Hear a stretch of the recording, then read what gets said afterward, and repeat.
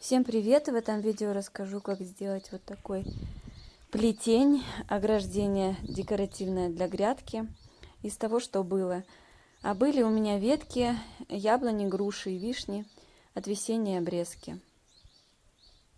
Я отпилила вот такие черенки длиной где-то 30 сантиметров. У этих черенков я заострила концы, чтобы их удобнее было забить.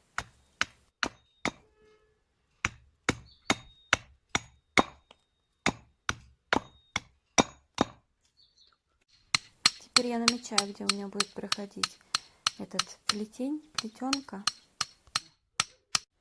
Я натянула вдоль грядки на расстоянии 70 сантиметров строительную леску.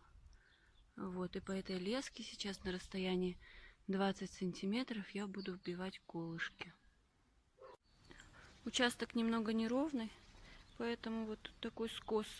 Поэтому я не буду делать на торце ограничения, потому что это просто будет некрасиво.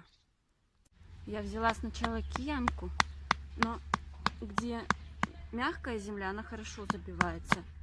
А где земля пожестче, все-таки молотком и фанеркой. Почему все-таки фанеркой? Мне кажется, она не так быстро разобьется, как деревяшка какая-нибудь.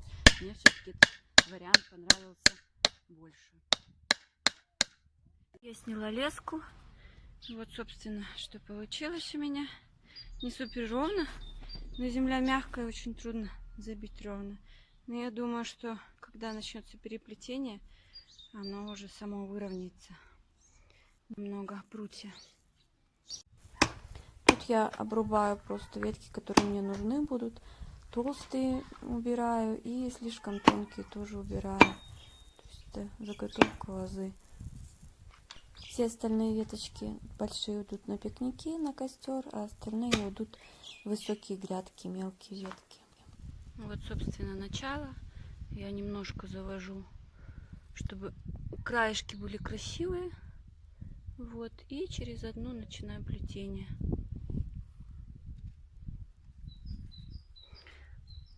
Плотненько укладываем. Где заканчивается вот этот край, я потом обрежу. И начинаем следующую. То есть точно так же. Заключительный край.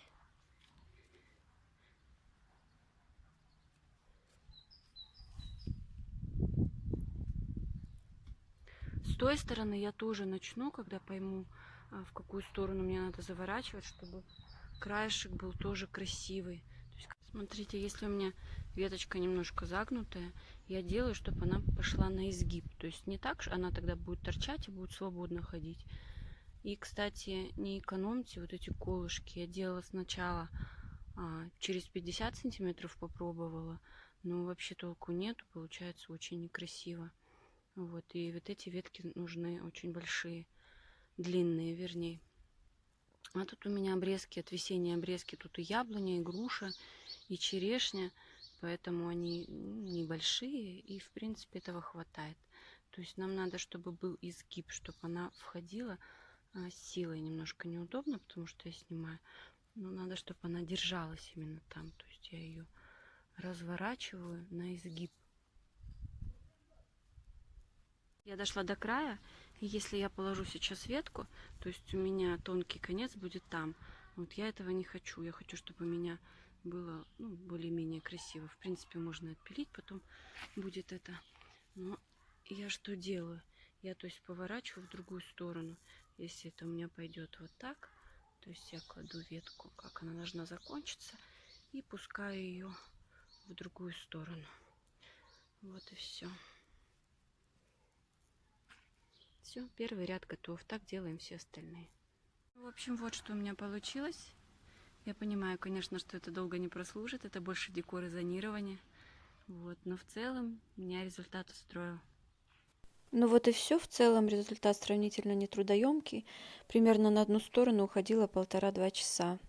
Вот, если что-то было непонятно, пишите в комментариях, отвечу.